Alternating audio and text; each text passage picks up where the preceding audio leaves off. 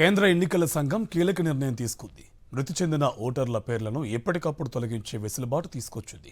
మరణించిన వారి పేర్లను సులువుగా తొలగించే ప్రక్రియను చేపట్టి నవీకరించిన ఓటర్ల జాబితా అందుబాటులో ఉంచనుంది. చనిపోయిన వారి పేరిట మరొకరు ఓటు వేయకుండా పకడ్బందీ చర్యలు చేపట్టింది. ఎప్పటికప్పుడు పాత పేర్ల తొలగింపు, సవరణలతో అత్యంత ఖచ్చితత్వంతో ఆధునీకరించిన ఓటర్ల జాబితాను సిద్ధం చేసేందుకు కేంద్ర ఎన్నికల సంఘం పలు కీలక నిర్ణయాలు తీసుకుంది. మృతి చెందిన ఓటర్ల పేర్లు జాబితా నుంచి వెనువెంటనే తొలగించాలని నిర్ణయించింది. ఈ మేరకు నేరుగా రిజిస్ట్రార్ జనరల్ ఆఫ్ ఇండియా నుంచి మరణాల జాబితాను తెప్పించుకొని ప్రస్తుత ఓటర్ల జాబితాతో సరిపోల్చి మృతుల పేర్లను తొలగించనుంది. దీంతో చనిపోయిన వారి పేరిట మరొకరు ఓటు వేసే ఆస్కారం లేకుండా చేయాలని ఎలక్షన్ కమిషన్ భావిస్తోంది.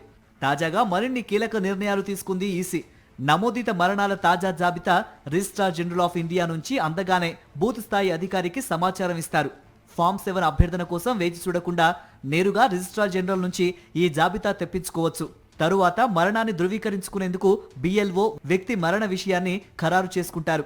ఓటర్ల నమోదు నియమావళి 1960లోని 9వ నిబంధన, 2023లో సవరించిన జనన మరణాల నమోదు చట్టం 1969లోని 3వ సెక్షన్ ప్రకారం ఆయా వివరాలు అడిగి తీసుకునే హక్కు ఈసీకి ఉంది.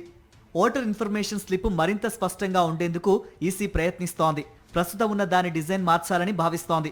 ఇకపై పెద్ద అక్షరాలతో డిజైన్ చేయడం వల్ల VIS serial number, voter part number మరింత స్పష్టంగా కనిపిస్తాయి. దీంతో తమ పోలింగ్ స్టేషన్ ఎక్కడుందో ఓటర్ తేలిగ్గా చూసుకోగలడు.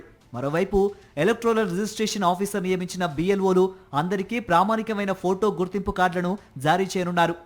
ఓటర్ వెరిఫికేషన్, నమోదు కార్యక్రమాల్లో బిఎల్ఓలను ఓటర్లు సులభంగా గుర్తించడానికి, అభ్యంతరాలు వ్యక్తం చేయడానికి వీలుంటుంది.